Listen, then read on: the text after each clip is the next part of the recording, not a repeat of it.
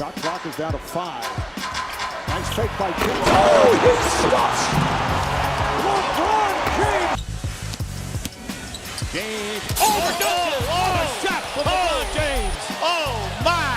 There was no way that LeBron was going to be the... From ruling Cleveland as the chosen one to one of the biggest villain moments in history, LeBron James's first run with the Cleveland Cavaliers was supposed to be a hopeful one. Cleveland was supposed to win a championship with the best player in the world leading the way for them. The Cavs were built around LeBron James's abilities, allowing that team to rule the regular season before failing in the playoffs. James was the alpha and omega on that Cavs team, and he seemingly pressured the front office to form a roster that not only highlighted his otherworldly abilities, but also complemented what he could do on the court. It wasn't the best team on paper. LeBron's best teammates were Mo Williams and Ziltrunas Ilgauskas. He even had an old Shaquille O'Neal for one season. But that team was good because it relied heavily on LeBron's ability to do it all. That was why he won the MVP in 2009 and 2010. The Cavs were also in the middle of a breakthrough. In 2009, they got to the Eastern Conference Finals. It looked like the NBA Finals was going to be a battle for the ages between Kobe Bryant and LeBron James. But no one on that team could stop the Orlando Magic's Dwight Howard. In 2010, they faced the Big Three Celtics in the second round. That was when the infamous quote-unquote quitting happened, when LeBron seemingly quit on his teammates and just didn't play with any effort when they lost to the Celtics in 6 games. Some would say that the constant losses and inability to break his way into the finals were the reasons why LeBron left when he became a free agent in 2010. But others would say that it was already a pre-planned move. Several years ago, when James bonded with Dwyane Wade and Chris Bosh in Team USA, they all decided to take a 3-year rookie extension with their respective teams, making them free agents by 2010. The idea, of course, was for the trio to work together. So in 2010, Wade had already announced he was staying in Miami. Meanwhile, Bosh had every reason to leave Toronto because the Raptors were going nowhere. He announced he was going to the Heat to form a dynamic duo with Wade. All eyes were on LeBron. There were a lot of teams interested in James, but the last 3 squads who had a chance to sign him were the Cavs, the Heat, and the New York Knicks. With the Cavs, he had the opportunity to do something special, which was bringing a championship to a team that had never won a title. He was Ohio's son, a native who could have cemented his legacy by winning a title for the Cavs. Meanwhile, the Knicks had just enough cap space to sign another star to run with LeBron. They ultimately went with the superstar big man Amari Stoudemire. Of course, playing with the Knicks also meant more opportunities for exposure and income for LeBron. The announcement was such a big deal that James and ESPN worked together on a TV special called The Decision. LeBron's decision was so important that this was the first time in league history that a free agency signing had to have a TV special. At the end of the hour-long special, James ultimately decided to take his talents to South Beach. It was a decision he could have just released over the press, but he had to make it a TV special that everyone in the nation could watch, making the Cavs feel like they were disrespected. Dan Gilbert, the owner of the Cavs, even released a letter addressing the distasteful nature of LeBron's The Decision. In one quick event, LeBron James turned from the chosen one to the villain. Of course, everyone knew why LeBron went to the Heat. He had 2 other stars capable of carrying the load with him. He didn't have the same luxury in Cleveland, even though he had a hand in choosing which players he wanted on that roster. The popular opinion was that he wanted to take the easy way out to a title, a shortcut. This was something new because super teams like the Big Three Miami Heat were unheard of. In the past, super teams were formed by trading and drafting instead of the 3 stars making a pact, and in most cases, championships were formed by 1 or 2 stars playing together with a great cast of supporting players instead of ruining the league's balance of power with 3 stars at the prime of their careers teaming up. To this day, the opinions on the decision all point out to one bigger opinion: it was bad. David Stern, who was the commissioner of the NBA back then, said that it was all ill-conceived. Nothing like that had ever happened because of the backlash, and a lot of people even agreed that the Cavs would have received James better if he had told them of his decision earlier and in a much more professional way. But he just had to announce his decision on national television in front of everyone in the country. Just imagine if your girlfriend broke up with you on national television. That's what everyone in Cleveland felt like. Nevertheless, LeBron became public enemy number 1 in Cleveland, even though he grew up in nearby Akron. He was the biggest villain in the league. Of course, because the NBA loves drama, LeBron's return to Cleveland for the first time since the decision was one of the most anticipated games of the season. Everyone knew James was going to hear the loudest boos the league has ever heard. Even the US President Barack Obama said that the return to Cleveland was going to be brutal. James called the return to Cleveland an uncomfortable feeling because he knew that the entire state of Ohio was going to go after him that night. By the time December 2nd, 2010 rolled around, the entire basketball world had circled the date on their calendars. After all, this was LeBron's first game back in Cleveland since the decision, and it felt less like a basketball game and more like a gladiator match. You didn't need to be a Cavs fan to understand the significance of the moment. It was going to be a showdown. It was LeBron versus the city he had left behind, the same city that accepted him and expected him to win a title for them. The Miami Heat were struggling to gel in the early part of the season, but by the time they arrived in Cleveland, they were starting to figure things out. Meanwhile, the Cavaliers were not good. That was one of the things that people hated about LeBron. He forced the Cavs to forge a roster around him. That means that the players on that squad were only good because of LeBron. Without the vital cog on that roster, the Cavs couldn't function right. They were disastrously bad. But this game wasn't about records or standings. It was about emotions, pride, and vengeance. Quicken Loans Arena was a cauldron of emotions that night. It was a sellout crowd of 20,000, and nearly every single one of them was booing with the fury of 1,000 betrayed sports fans. The chants were relentless. Some of them were simple like boo and traitor, but others were far more personal. One sign in the crowd read, "Quitness," playing off LeBron's Witness Nike campaign, and another, "You're only as loyal as your options." Security was tighter than usual,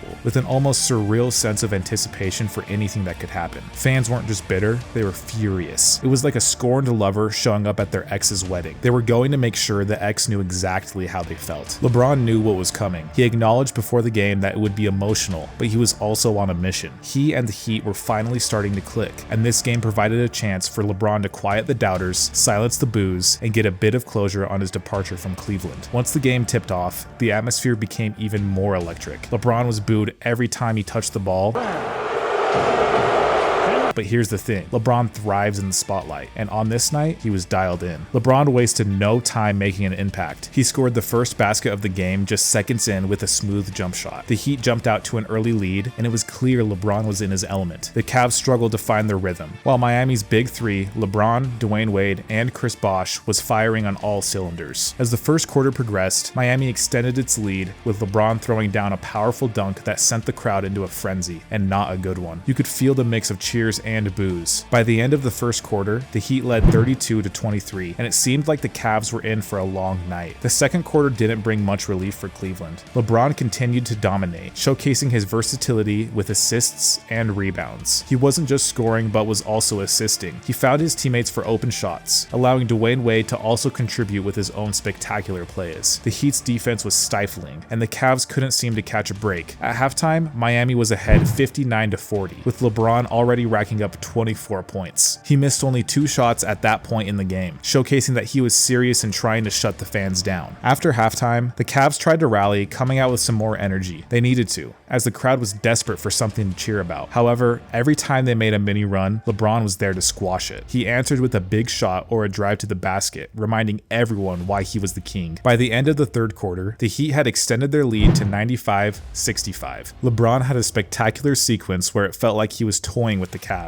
If he wasn't destroying their defense with his scoring, he was finding teammates for wide open shots. At one point, he had even scored 11 straight points for the Heat all by himself. Fans were on the edge of their seats, and not just because of LeBron's brilliance. The Cavs were fighting hard, but the gap was growing wider as the crowd only sank deeper into silence. This was the same LeBron they had for 7 seasons, and it was the first time they saw him destroying their team. The final quarter began and the Cavs were down, but they kept pushing. The bench mob of Daniel Gibson, Antoine Jameson, and Ramon Sessions. They showed some fight, but every time they made a little progress, LeBron responded. With about 5 minutes left, Miami had a commanding lead. The Heat cruised to victory from there, with LeBron finishing with 38 points, 5 rebounds, and 8 assists. The game ended 118-90, and it was a decisive win for Miami, but the storyline was all about LeBron's return. What mattered was that LeBron had returned to the place that once worshipped him, and he left with a smile on his face and a resounding victory. This was the moment when fans realized LeBron had already moved on from them. He was happy that he was finally in the position to win championships in Miami. Meanwhile, the Cleveland fans were left sobbing, picking up the broken pieces James left behind. For LeBron, the game was a turning point. It marked the beginning of his evolution from villain to champion. While it did take a while for him to reach championship status, he still achieved it. He lost to the Dallas Mavericks during the 2011 NBA Finals. In 2012, however, he redeemed himself by finally winning the championship. Meanwhile, Cleveland, despite Dan Gilbert's promises that they were going to win a title before LeBron, was still rebuilding, unable to make the playoffs. In the grand scheme of LeBron's career, December 2nd, 2010 is a footnote, but an important one. It was the night when LeBron faced his demons, silenced his critics, and proved that he could thrive under immense pressure. For Cleveland, it was a forgettable night, but as the saying goes, time heals all wounds. James would eventually return to the Cavs as the prodigal son. In 2016, the redemption story ended when he finally gave Cleveland its first NBA championship. Where were you, and what do you remember about LeBron making his decision to join the Miami Heat? Let us know in the comments below,